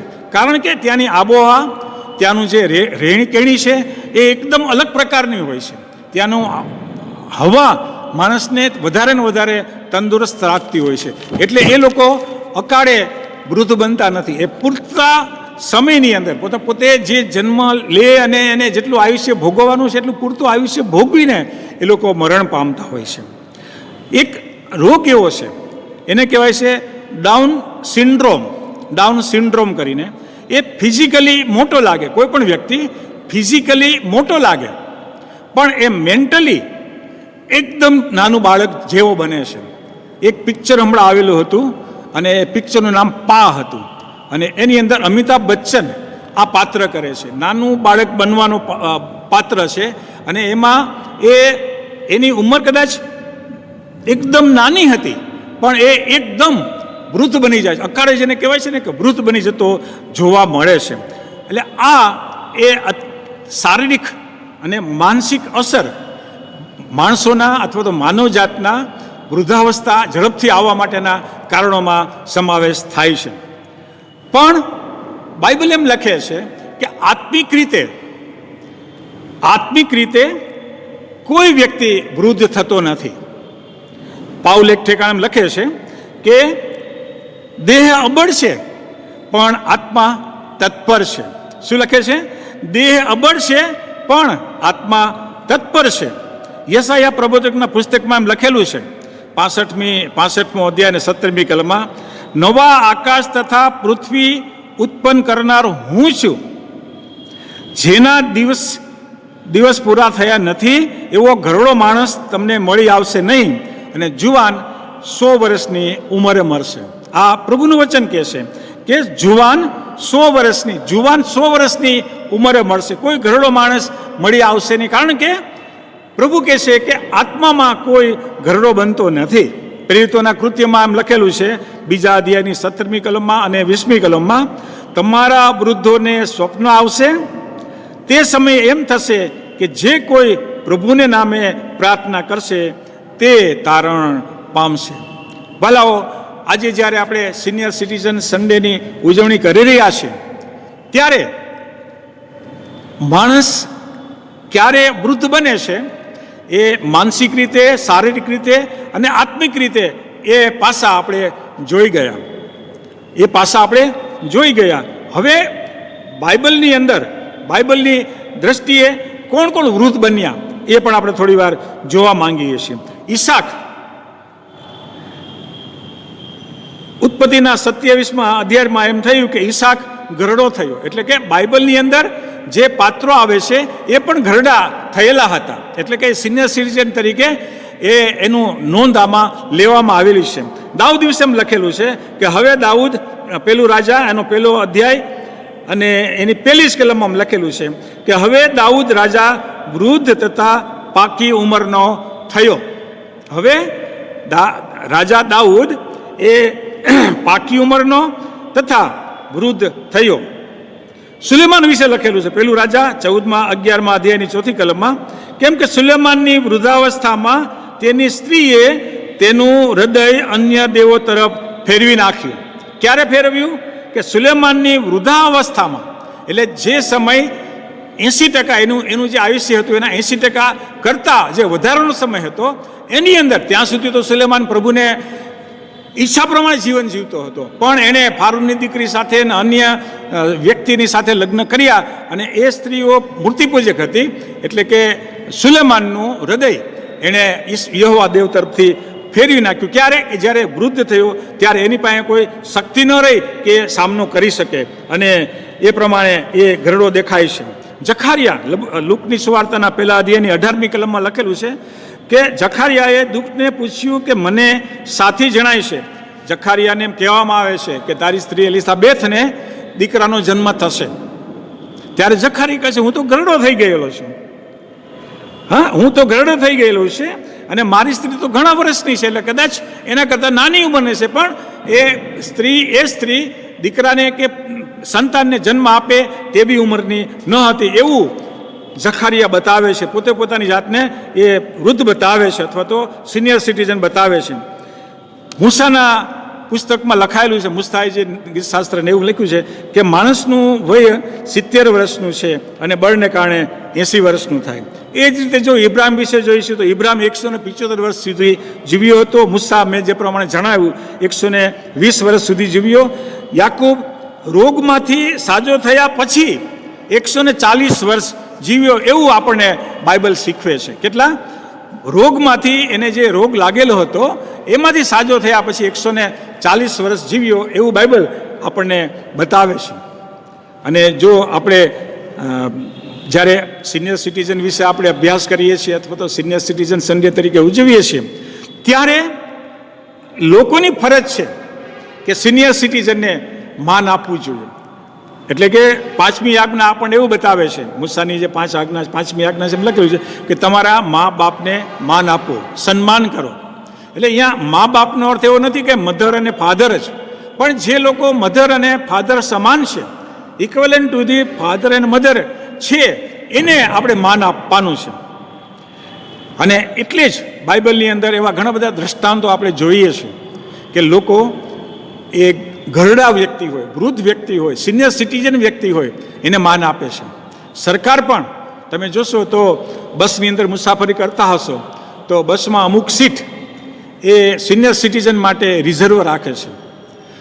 ઇનકેસ છે ને તમે ટ્રેનમાં મુસાફરી કરશો અને તમે રિઝર્વેશન લેશો સ્લીપરનું, તો એ શક્ય હોય ત્યાં સુધી જે સિનિયર સિટીઝન છે એને જે લોઅર બેડ આવે છે, લોઅર બર્થ આપે એ આપે છે. એટલે કે સિનિયર સિટીઝનને બાઇબલની અંદર એ માન મળે છે અને જ્યાં એ જીવે છે, જે સરકાર છે જેની પાસે સત્તા છે, એ પણ એને માન આપે છે. અને ઘણી બધી વખત આપણે કોઈ બિલ પેમેન્ટ કરવાના માટે જતા હોય, બેંકમાં જઈએ કે જીબીનું બિલ હોય કે ટેલિફોનનું બિલ હોય, તો ત્યાં લખેલું હોય છે કે સિનિયર સિટીઝનને પ્રાધાન્ય આપો. ક્યુમાં એને રહેવાની જરૂર નથી, એને તમે પ્રાધાન્ય આપો. માન મળે છે કોને? સિનિયર સિટીઝનને માન મળે છે. જે લોકો વરિષ્ઠ નાગરિક છે જેને કહી શકાય, એને માન મળે છે. જે લોકો વૃદ્ધ છે એને સરકાર માન આપે છે. તો બાઇબલ પણ એનું અમુક મારી પાસે દાખલા છે, એ હું તમારી એક રજૂઆત કરું છું. બાઇબલ પણ સિનિયર સિટીઝનને માન આપતા આપણે જોઈએ છીએ. ઘણા બધા દ્રષ્ટાંતો મારી પાસે છે. લુકની સુવાર્તાના 18મા અધ્યાયમાં તમે જાણો છો કે એક વિધવા હતી, એ એક ન્યાયાધીશની પાસે વારે વારે ન્યાય મેળવવાને માટે જતી હતી. હવે લુકની સુવાર્તાના 18મા અધ્યાયમાં વાંચશો તો કે ન્યાયાધીશ છે લુચ્ચો, કપટી, જોહુકમીવાળો હતો, જેને કહી શકાય કે એનામાં બધા દુર્ગુણ હતા. પણ આ બાઈ વારે વારે એને તસ્દી આપે છે. ત્યારે એ ન્યાયાધીશ એ ઢીલો પડે છે, કૂણો પડે છે અને કહે છે કે હું આ સ્ત્રીને કે જે મને વારે વારે મારી પાસે આવીને દાદ માંગે છે એને હું દાદ આપીશ. શા માટે? કારણ કે એ વિધવા છે અને કદાચ એ સિનિયર સિટીઝન હશે, એટલે એને માન આપે છે. ઉત્પત્તિના પુસ્તકના 47મા અધ્યાયની 7મી કલમમાં યુસુફ જ્યારે મિસરના રાજાની નીચે એનો ખાસ માણસ હતો અને યાકૂબના બીજા સંતાનો એટલે કે યુસુફના ભાઈઓ એ જ્યારે યુસુફની પાસે મિસરમાં અનાજ લેવાને માટે આવે છે અથવા તો મદદ માંડવાના માટે આવે છે, ત્યારે યુસુફને ખબર પડે છે કે આ તો બધા મારા ભાઈઓ છે અને એના પિતા યાકૂબ વિશે ચર્ચા કરે છે અને યાકૂબ હજુ જીવે છે એવું યુસુફને ખ્યાલ આવે છે. એટલે યુસુફ કહે છે કે ના, મારા પિતાને અહીંયા લઈ આવો. અને યાકૂબને એના જે બીજા દીકરાઓ છે એ લઈને જ્યારે મિસરમાં આવે છે ત્યારે એમ લખેલું છે 7મી કલમમાં, યુસુફે તેના બાપને અંદર લાવીને, એટલે કે એના બાપ યાકૂબને અંદર લાવીને ફારૂનની સમક્ષ ઊભો કર્યો અને યાકૂબે ફારૂનને આશીર્વાદ આપ્યો. વિચાર કરો, યાકૂબ એ તો સામાન્ય માણસ હતો, પરદેશનો માણસ હતો, મિસર માટે પરદેશનો માણસ હતો, પણ ફારૂન તો ત્યાંનો રાજા હતો. પણ ફારૂને યાકૂબને માન આપ્યું, એટલે યાકૂબે ફારૂનને આશીર્વાદ આપ્યો, પ્રભુના નામને ધન્યવાદ આપી. નહમ્યાના પુસ્તકમાં તમે વાંચશો તો એમ લખેલું છે, પહેલા અધ્યાયની 3જી અને 4થી કલમમાં, તેઓએ મને કહ્યું કે યરૂશાલેમનો કોટ તોડી પાડવામાં આવ્યો છે અને તેના દરવાજા બાળી નાખવામાં આવ્યા છે. તે સાંભળીને નહેમ્યા ખૂબ જ રડ્યો. શા માટે રડે છે? પછી બતાવે છે કે જે નગર મારા પિતૃઓની કબરોનું સ્થાન છે તે ઉજ્જડ પડ્યું છે, એટલે રડ્યો. જોયું, નહેમ્યા એ રાજાનો પાત્રવાહક હતો, પણ એને પોતાના પિતૃઓ, જે યરૂશાલેમમાં પિતૃઓનું જે નગર કહેવાય છે, અહીંયા પિતૃઓ એના સૂતા હતા, દફનાવેલા હતા, એના માટે એને માન હતું, એના માટે એને લાગણી હતી. અને એ જ્યારે ખબર પડે છે કે યરૂશાલેમનો કોટ તોડી પાડવામાં આવેલો છે, એના દરવાજાને બાળી નાખવામાં આવેલા છે અને યરૂશાલેમને ઉજ્જડ કરી નાખવામાં આવેલું છે, ત્યારે એને દુઃખ લાગે. શા માટે? કારણ કે એના પિતૃઓ ત્યાં ઊંઘતા હતા, એટલે એને દુઃખ લાગે છે. નાબોત વિશે તમે જાણો છો કદાચ, નાબોતની વાડી, એની વિશે હું જાજુ તમારી આગળ રજૂઆત કરવા નથી માંગતો, પણ નાબોત પણ એ પોતાના વહાલાઓની, પોતાના પિતાઓની, પિતૃઓની જે જગ્યા હતી, વાડી હતી, એ રાજાને આપવાની ના પાડે છે નહીં. અને પછી રાજાની સ્ત્રી એની સાથે લુચ્ચાઈ કરીને નાબોતને મારી નાખે છે અને રાણી અને એના ધણીને કહે છે કે હવે તો નાબોત મરી ગયો છે, તું એ વાડી લઈ લે. પણ એ નાબોદે પોતાના પિતૃઓની જે જગ્યા હતી એ આપવાની ના પાડી, રાજાને ના પાડી દીધી, સમૃદ્ધના રાજાને ના પાડી દીધી કે નહીં, હું નહીં આપું. એટલે આ રીતે બાઇબલ બતાવે છે કે લોકો પોતાના પિતૃઓને અથવા તો પોતાના જે સિનિયર સિટીઝન છે, પોતાના આગેવાનો છે, જે વરિષ્ઠ નાગરિકો છે, એને માન આપતા હતા. ત્યાર પછી જો આગળ જોઈશું તો આપણે એ વિચારવાનું છે કે વરિષ્ઠ નાગરિકનું સંતાન અથવા તો સમાજ પ્રત્યે શું કર્તવ્ય છે. આપણે જોઈ ગયા કોને કહેવાય નાગરિક, આપણે વરિષ્ઠ નાગરિક. પછી બાઇબલની અંદર કેટલા વરિષ્ઠ નાગરિકો હતા. પછી ત્યાર પછી આપણે જોયું કે બાઇબલની દ્રષ્ટિએ કોણ કોણ વૃદ્ધ હતા એ બતાવ્યું. 5મી આજ્ઞા પ્રભુએ આપણને આપી કે ભાઈ એ લોકોને માન આપવું જોઈએ, એ પણ બતાવી દીધું. ત્યાર પછી વરિષ્ઠ નાગરિકનું પોતાના સંતાન પ્રત્યે અથવા તો સમાજ પ્રત્યે શું કર્તવ્ય છે એ જાણવાની જરૂર છે. જો તમે ગીતશાસ્ત્ર એનો 78મો અધ્યાય વાંચશો, અને કદાચ આપણે વારાફરતી વાંચનમાં એનો ઉપયોગ કરેલો છે, 78મા અધ્યાયની અંદર ખૂબ જ સરસ લખેલું છે ગીતશાસ્ત્ર, અને એનો 78મો અધ્યાય આ પ્રમાણે લખેલું છે. શરૂઆતની 8 કલમ આપણે વારાફરતી વાંચનમાં વાંચેલી હતી. એમાં લખેલું છે, જે આપણા પૂર્વજોએ આપણને વાત કહી સંભળાવી છે તે આપણે સાંભળી તથા જાણી છે. એટલે કે યહોવાના સ્ત્રોત, તેનું સામર્થ્ય અને તેના કરેલા આશ્ચર્યકારક કામો આવતી પેઢીને જાહેર કરવાના છે. કોણે જાહેર કરવાના છે? જે લોકોએ સાંભળી છે. એટલે મેં ને તમે પ્રભુના કાર્યોની જે વાતો સાંભળી છે, આપણા જીવનની અંદર પ્રભુએ જે કાર્ય કરેલું છે એ વાત સાંભળી છે. સુવાર્તાનું કામ આપણા હૃદયની અંદર, આપણા જીવનમાં, આપણા સમાજમાં થયેલું છે, એ આપણે સાંભળી છે. એને શું કરવાની છે? લોકોને કહેવાની છે, લોકોની આગળ એને રજૂ કરવાની છે. લોકો અંધકારમાં છે, એને પ્રકાશમાં લાવવાને માટે એ વાત આપણે કરવાની છે. આ વરિષ્ઠ નાગરિકનું પ્રથમ કાર્ય છે. એટલે કે ટૂંકમાં સુવાર્તાનું કાર્ય એ પોતાના સંતાનો મધ્યે, પોતાના સમાજના લોકોની મધ્યે વરિષ્ઠ નાગરિકે, સિનિયર સિટીઝને એ કાર્ય કરવાનું છે કે મને જે મળ્યું છે, મને જે અનંત જીવન મળ્યું છે, એ મારે લોકોની આગળ રજૂ કરવાનું છે. નેક્સ્ટ જનરેશનને મારે જાણ કરવાની છે. ત્યાર પછી સલાહ આપવી, શિખામણ આપવી, એમને માટે પ્રાર્થના કરવી, એમને આશીર્વાદ આપવો, એમને મોકળાશ આપવી, એની સમક્ષ નમૂનો રજૂ કરવો, એ બધું કાર્ય એ સિનિયર સિટીઝનનું પોતાના સંતાન પ્રત્યે અને નવી પેઢીને માટે છે ગીતશાસ્ત્રને 78મો અધ્યાય તમે ઘરે જઈને બરાબર વાંચશો તો તમને ખ્યાલ આવશે. નીતિ વિચનના પુસ્તકમાં લખેલું છે કે બાળકને જે માર્ગે ચાલવું જોઈએ તેમાં તેને ચાલવાનું શિક્ષણ કોણે આપવાનું છે? વરિષ્ઠ નાગરિકોએ આપવાનું છે. પુનઃનિયમમાં એમ આજે જે વચન તને ફરમાવું છું તે તારા અંતઃકરણમાં ઠસી રહે અને તારા સંતાનોને તારે શીખવવાના છે. એફએસીના પત્રમાં લખેલું છે 6 અધ્યાયની 4 કલમમાં કે પિતાઓ તમારા છોકરાઓને પ્રભુના બોધમાં તથા શિક્ષણમાં ઉછેરો.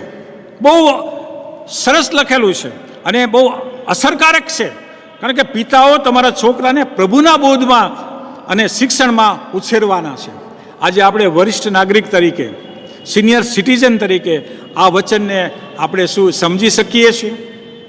કારણ કે મારું ને તમારું જીવન એ આપણા બાળકોને માટે એક નમૂના સમાન હોવું જોઈએ. મારું જીવન એ બીજાને માટે, સમાજને માટે, મારા સંતાનને માટે અને મારી ઉપર જે લોકો વિશ્વાસ કરે છે એના માટે નમૂના સમાન હોવું જોઈએ. જો છે તો પ્રભુના નામને આપણે ધન્યવાદ આપીએ, પણ નથી તો વિચારવાની જરૂર છે, કારણ કે તમે જે કરશો એ તમારા સંતાનો કરશે. એક નાની એવી વાત તમારી આગળ કરું છું. એક વરિષ્ઠ નાગરિક હતો, એ હોટલમાં જમવા જાય, રોજ જમવા માટે જાય અને મોડેકથી ઘરે આવે. એક દિવસ એના સંતાન એટલે એના પૌત્રને એમ થયું કે દાદા મારે તમારી સાથે જમવાને માટે આવવું છે. તો દાદાને થયું ભલે ના આવતો શું વાંધો છે. હવે જમવાને માટે બેઠા ત્યારે દાદાએ પૂછ્યું દીકરાને એટલે પૌત્રને કે તારે બેટા શું ખાવું છે? તો કે દાદા તમે જે મંગાવશો ને એ હું ખાઈશ, તમે જે મંગાવશો એ તમારી સાથે હું પીશ. હવે દાદા તો ત્યાં રોજ પીવાને માટે જતા હતા, દારૂ પીવાને માટે જતા હતા, બારમાં જતા હતા. હવે તમે વિચાર કરો કે એ સમયમાં તમે તમારા એ પૌત્રને શું જવાબ આપશો? દીકરાએ શું કીધું કે તમે જે ખાશો એ હું ખાઈશ, તમે જે પીશો હું પીશ. શું તમે જે પીવો છો એ તમારા પૌત્રને તમે પાવા માટે તૈયાર છો? તમે જો કદાચ સ્મોકિંગ કરતા હો કે તમે ડ્રિંકિંગ કરતા હો કે તમે કદાચ મોઢાની અંદર તમાકુ તમે ચાવતા હો તો શું તમારું સંતાન એ નમૂનો લેશે? અને જો લેશે તો તમને ગમશે? નહીં ગમે. તો વાલાઓ, એવી બધી બાબતથી મારે ને તમારે દૂર રહેવું એ સિનિયર સિટીઝનની સમાજ પ્રત્યેની ફરજ છે. કારણ કે બાળકો આપણા જીવનનો આપણે જે કરીએ છીએ એનો નમૂનો લેવાના છે. એટલે જ લખે છે કે પિતાઓનો અર્થ એવું નથી કે ફક્ત પિતાઓ, કોઈ પણ સિનિયર સિટીઝન તમારા છોકરાને પ્રભુના બોધમાં તથા શિક્ષણમાં ઉછેરો, એવું એફએસીના પત્રમાં પાઉલ લખે છે. પછી એમ લખેલું છે, સુલેમાનને રાજા દાઉદ જ્યારે મરવાની અણી ઉપર હોય છે ત્યારે સુલેમાનને એમ કહે છે કે દેવના માર્ગમાં ચાલીને તથા તેના વિધિઓ, તેની આજ્ઞાઓ, તેના હુકમો, તેના સાક્ષીઓ પાડીને તેના ફરમાનનો અમલ કર, એ માટે કે તું જે કરે અથવા તું જ્યાં જાય ત્યાં તું ફતેહ પામે અને યહોવાનું વચન ફળીભૂત થાય. આ સુલેમાનને કોણ સલાહ આપે છે? દાઉદ સલાહ આપે છે. મરવાની અણી ઉપર, જ્યારે એ મરવાની અણી ઉપર હતો ત્યારે એને સલાહ આપે છે. પછી એ જ રીતે તમે આગળ વાંચશો તો અમુક સ્થળે એવું બને છે કે જે રાજાએ સલાહ આપી હતી એ સુલેમાને રહબામ એટલે એના દીકરાને જે સલાહ આપી હતી એ રહબામ એ સલાહ માનતો નથી. સુલેમાને એમ કીધું કે તું આ જે વડીલો છે, વૃદ્ધો છે, સિનિયર સિટીઝન છે, એની મદદ લે છે, સલાહ લે છે. અને રહબામે કીધું કે હા હું એની સલાહ લઈશ. પણ જ્યારે સલાહ લેવાની આવી ત્યારે એને બાજુ પર મૂકી દીધા. જે વૃદ્ધો હતા અથવા તો જે વડીલો હતા, જે સિનિયર સિટીઝન હતા, જેની સલાહ લેવાની સુલેમાને સલાહ આપી હતી, એની સલાહ એ લેતા નથી અને જુવાનિયાની સલાહ લે છે અને પછી એ નિષ્ફળ જાય છે. પછી નીતિ વચનમાં લખેલું છે કે છોકરા વૃદ્ધ પુરુષોનો મુગટ છે. છોકરા એ વૃદ્ધ પુરુષોનો મુગટ છે. છોકરાને જો તમે યોગ્ય શિક્ષણ આપો છો તો છોકરા બહુ સરસ રીતે, બાળકો, સંતાનો જો સરસ રીતે અભ્યાસ કરશે, પોતાનું જીવન જીવશે તો તમને ને મને વરિષ્ઠ નાગરિક તરીકે આપણે ઘરડા આવીશું, આપણી એજ એકદમ પાકી ઉંમરની થઈ ગઈ હશે, પણ જ્યારે આપણે આપણા બાળકોને જોઈશું ત્યારે આપણને મેં મારા સંતાનોને યોગ્ય શિક્ષણ આપ્યું છે એવું આપણને ફીલ થશે. આ વસ્તુ બાબત શું હતી કે સંતાનો પ્રત્યે વડીલોની શું ફરજ હતી, કર્તવ્ય હતું, એ મેં ઝડપથી તમારી આગળ લીધું છે. હવે સંતાનોની સિનિયર સિટીઝન્સ પ્રત્યેની શું ફરજ છે એ વિશે આપણે વિચાર કરીએ. સંતાનોનું સિનિયર સિટીઝન એટલે પોતાના જે વરિષ્ઠ નાગરિક છે, માતા છે, પિતા છે, દાદા છે, દાદી છે, એના પ્રત્યે શું ફરજ છે, કર્તવ્ય છે, એ આપણે જોવા માંગીએ છીએ. પેલું આવે છે એની જે મીન્સ કે એની જે રજૂઆતો છે, કોની? સિનિયર સિટીની રજૂઆત છે કે મને સાંભળજે. શું કહે છે? મને વરિષ્ઠ નાગરિક, સિનિયર સિટીઝન, વૃદ્ધ વ્યક્તિ એ પોતાના સંતાનને કહે છે કે મને સાંભળજે. નેહમ્યાના પુસ્તકના પહેલા અધ્યાયની 7મી કલમમાં આમ લખેલું છે કે અમે તારી વિરુદ્ધ ઘણો દુરાચાર કર્યો છે. જે આજ્ઞાઓ, વિધિ, હુકમો તે તારા સેવક મૂસાને ફરમાવ્યા હતા તે અમે પાળ્યા નથી. એ કરાર કરે છે. કોણ? નેહમ્યા પોતાના લોકો જ્યારે ઓલા યરૂશલેમના દરવાજા બાળી નાખવામાં આવે છે, યરૂશલેમને ઉજ્જડ કરે છે, કોટને તોડી પાડવામાં આવેલો છે, એ દ્રશ્ય, એ વાત જેના ધ્યાનમાં આવે છે ત્યારે એ કરાર કરે છે કે અમે તારું સાંભળ્યું નથી. મૂસાએ ને જે તે આજ્ઞા આપેલી હતી એ અમે ધ્યાનમાં લીધી નથી. પછી તમે જોશો તો યુસુફ એ મિસ્રમાં જાય છે અને એ ત્યાં વિદ્વાન આપણે રાજાનો એક મુખ્ય માણસ બને છે.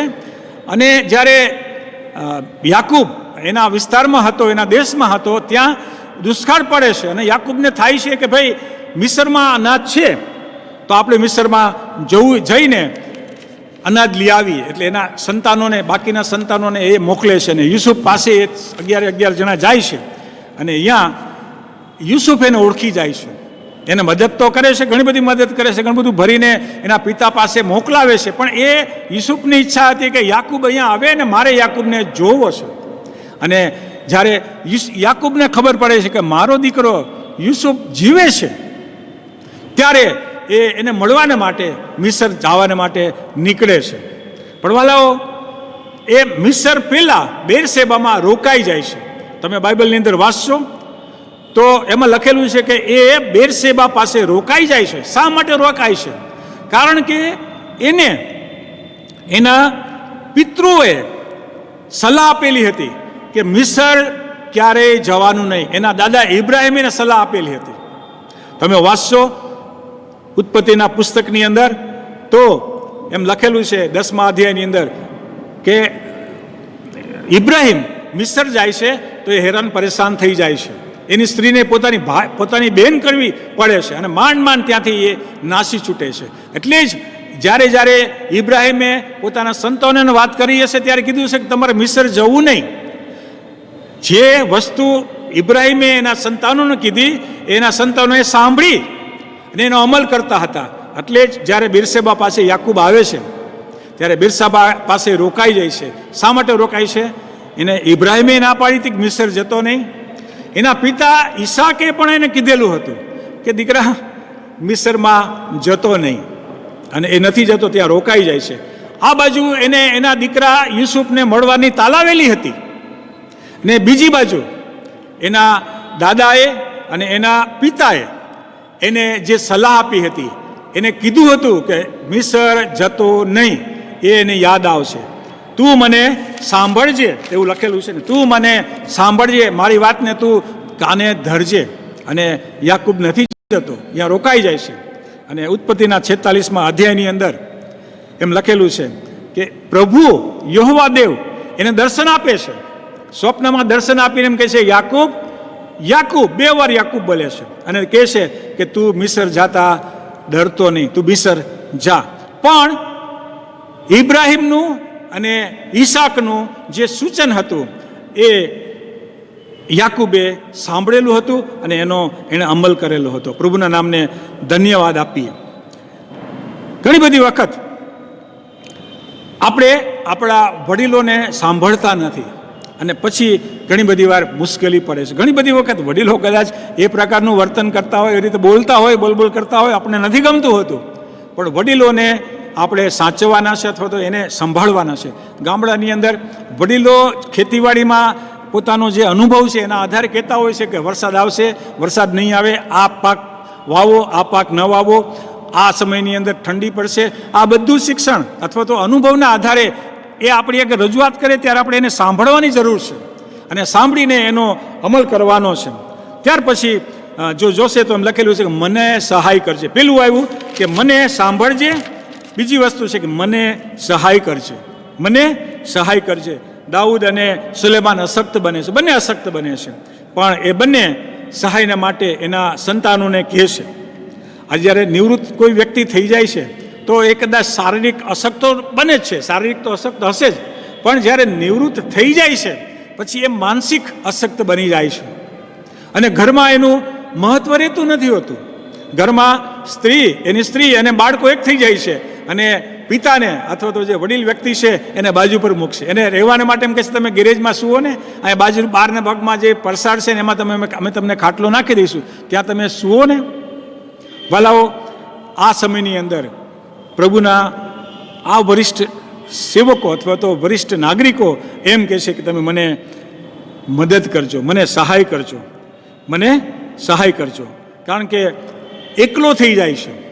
મને સહાય કરવાના માટે તમે મને મદદ કરો, મારી પાસે આવો. પણ ઘણી બધી વખત બાળકો કરે છે, એના પત્ની કરતા હોય છે, બાળકોય કરતા હોય છે, કદાચ નાના પૌત્રો હશે એ બધા પણ મદદ કરતા હોય છે, પણ ઘણી બધી વખત ઘણા સ્થળે આ નથી હોતું. ત્યારે આપણને એમ થઈ જાય છે કે આ માણસને એના બધા સગાવાલાઓ છે છતાંય એ મદદ વગરનો છે, એ મદદ વગરનો થઈ ગયેલો છે. અને જો તમે પોલીસ ડિપાર્ટમેન્ટમાં મેં તો ઓડિટ કરેલું છે તો પોલીસના જે ગુનાશોધક કૂતરા છે અથવા તો ડોગ સ્ક્વોડ જેને કહેવાય છે એને પગાર મળતો હોય છે, પૂરતો પગાર મળતો હોય છે. અને જ્યારે એ મેડિકલી અનફિટ થઈ જાય, કૂતરા છે, ઘોડા છે, ઊંટ છે, કેમ આપણે હાથી છે, આ બધા એને પગાર મળતો હોય છે, એક વ્યક્તિનો પગાર મળતો હોય છે. પણ જ્યારે મેડિકલ અનફિટ થઈ જાય પછી પગાર નથી મળતો એને, તો એને ખોરાક માટે શું આપવું, એનું પાલન પોષણ કઈ રીતે કરવું? ત્યારે મેન્યુઅલમાં એમ લખેલું છે કે આવી વ્યક્તિને મારી નાખવાના, આવી વ્યક્તિને શૂટ કરી નાખવાના. જે કૂતરા છે એને ઝેરનું ઇન્જેક્શન આપવું, ઘોડાને છે ને એ ગોળી મારી દેવાની, આપણે કેમલ એને પણ ગોળી મારી દેવાની, હાથીને પણ મારી નાખવાનો, એવું લખેલું છે. પણ પુરુષો આપણે મનુષ્ય નથી કરી શકતા. હું વૃદ્ધ થાવ ત્યારે મારા સંતાનો મને સહાય કરે. ત્યાર પછી જો આગળ જોઈશે તો એમ લખેલું કે મને સમય આપજે. પોતાના સંતાનોને કહે છે કે મને તું સમય આપજે. નથી આપતા હોતા ઘણી બધી વખત. એનું કારણ છે અત્યારના સમયની અંદર કોઈ પણ સંતાનો છે એ એંગેજ હોય છે, એ લોકો એંગેજ હોય છે, એને નોકરી જવાનું હોય છે, બીજા કાર્યમાં હોય છે, આપશે. એટલે જે વૃદ્ધ વ્યક્તિ છે, સિનિયર સિટીઝન છે, આશા રાખે કે મને તમે સમય આપો, મારી સાથે બેસો, મારી સાથે વાતચીત કરો, મને સાંભળો, હું તમારું સાંભળું.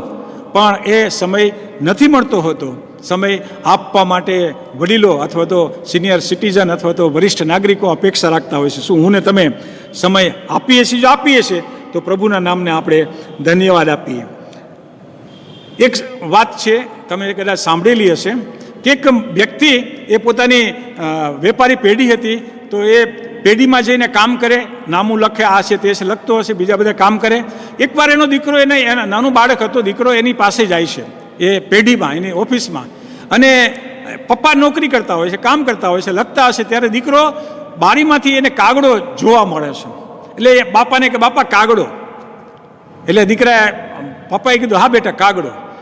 ફરી પાછો પપ્પા કાગડો. આમ કરતાં કરતાં લગભગ 100 વાર એ બોલે છે કે પપ્પા કાગડો, પપ્પા કાગડો, પપ્પા કાગડો. એટલે શું થાય છે? ઓલો તો માણસ છે જે પિતા હતો એ દર વખતે એને સમય આપીને હા બેટા કાગડો, હા બેટા કાગડો કહે છે. વર્ષો વીતી જાય છે, વર્ષો વીતી જાય છે. પછી શું બને છે કે દીકરો એ પેઢીમાં બેસે છે, એ ઓફિસમાં બેસે છે, અને એનો બાપા, મોટી ઉંમરના બાપા, એકવાર એ ઓફિસમાં એની મુલાકાત માટે જાય છે. અને એ બાપા એના દીકરાને કહે છે કે દીકરા જો કાગડો, બાપા બેટા જો કાગડો. એટલે દીકરો કહે છે કે હા કાગડો, હા બાપા કાગડો. ફરીવાર બારી આંગળી બતાવીને કહે છે કે બાપા કાગડો, બેટા કાગડો. એટલે દીકરો કહે છે હા બાપા કાગડો. ત્રીજી વાર કહે છે, ચોથી વાર બાપા કહે છે દીકરાને કે બેટા કાગડો, બેટા કાગડો, બેટા કાગડો. બેટો ગરમ થઈ જાય છે. બાપા તમને કંઈ પડી છે? હું ત્યારે કામ કરું છું, તમે મને ડિસ્ટર્બ કરો છો? કાગડો છે તો શું થઈ ગયું? કાગડો તો હોય, એમાં શું હતું એમ.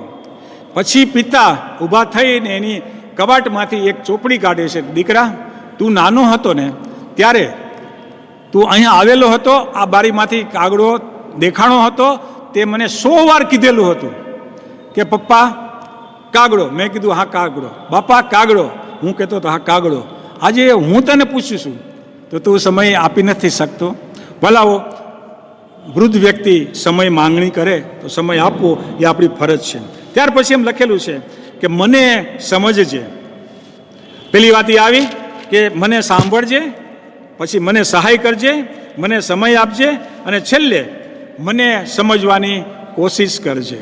ભલાવો આ જ પ્રશ્ન યુવાનો માટે હોય છે. યુવાનો પિતાને અથવા તો વરિષ્ઠ નાગરિકને સમજી શકતા નથી.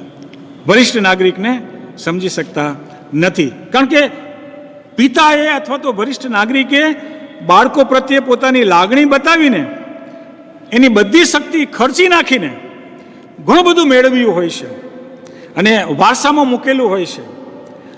એ લાગણી, બાળકો પ્રત્યેની જે લાગણી છે ને, એને સમજવાની જરૂર છે. એને સમજવાની જરૂર છે. જો આપણે એ સમજીએ છીએ તો ઈશ્વર પિતાનો આભાર માનીએ. નથી સમજતા તો પરેશાન થાય છે. હમણાં થોડાક દિવસ પહેલાં જ એક મારી ઉપર એક વિડીયો આવેલો હતો. એમાં એક રેલવે સ્ટેશન પર ભિખારી બેઠેલા હતા. એક બેન ભિખારી બેઠી હતી, ભિખારી હતી, એક બેન હતા અને એ ભીખ માંગતા હતા. હવે રોજ માંગતા હશે, પણ એકવાર ત્યાંથી એક શિક્ષિત સ્ત્રી પસાર થાય છે અને એ ભીખ આપે છે. પણ એ જે ભિખારી સ્ત્રી હતી એને જોઈને એને આશ્ચર્ય થાય છે કે આ બેનને મેં જોયેલા છે.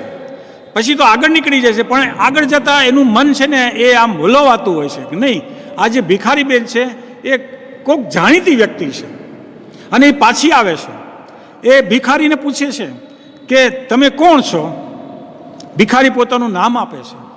એ તો એક ટીચર હતા, મેથ્સના ટીચર હતા, સારામાં સારી સ્કૂલના ટીચર હતા.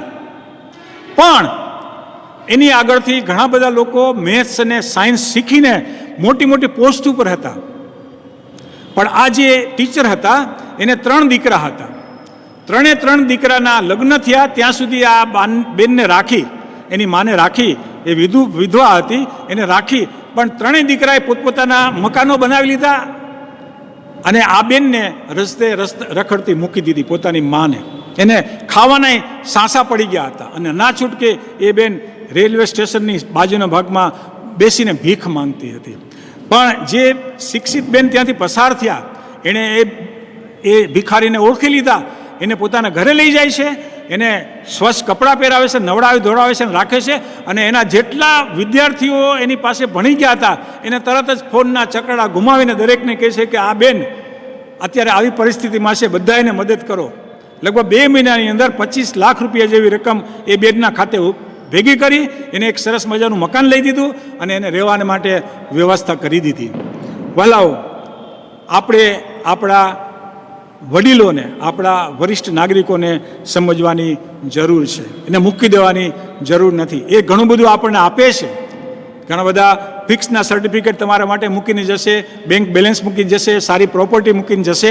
તો એને આપણે સમજવાની જરૂર છે. જો આપણે એને સમજતા નથી તો પ્રભુ આપણને ક્યારેય માફ નહીં કરે, ક્યારેય માફ નહીં કરે. આજે જ્યારે સિનિયર સિટીઝન ડે છે ત્યારે આપણે વિચારવાની જરૂર છે કે શું હું મારા વડીલોને, મારા જે સિનિયર સિટીઝન છે એને હું સાંભળું છું, હું એને સહાય કરું છું, હું એને સમય આપું છું, શું હું એને સમજું છું? જો સમજીએ છીએ તો પ્રભુના નામને ધન્યવાદ, પ્રભુનો આશીર્વાદ આપણી ઉપર ચોક્કસ આવશે. આજે નહીં તો આવતીકાલે પ્રભુ ચોક્કસ આપણને આશીર્વાદ આપશે. એટલે જ જ્યારે અંતમાં હું મારું એક જ કહેવાનું છે કે વડીલ નાગરિક કે જે શારીરિક માનસિક નબળા છે તેના માટે આપણે આજે બાઇબલના વચન મારફતે શીખી ગયા. બાઇબલમાં જે વડીલ નાગરિક છે એના માટે એના જીવન માટે આપણે શીખી ગયા, એના પ્રત્યેની આપણું જે શિક્ષણ છે એ પણ આપણે શીખી ગયા, અને એના સંતાનો પ્રત્યે એમનું શું કર્તવ્ય છે એ પણ શીખી ગયા, અને અંતે આપણું વડીલ નાગરિક પ્રત્યે શું કર્તવ્ય છે એ વચન મારફતે આપણને શિક્ષણ આપવામાં આવ્યું છે. આ શિક્ષણને માટે આપણે ઈશ્વર પિતાનો આભાર જ માનીએ.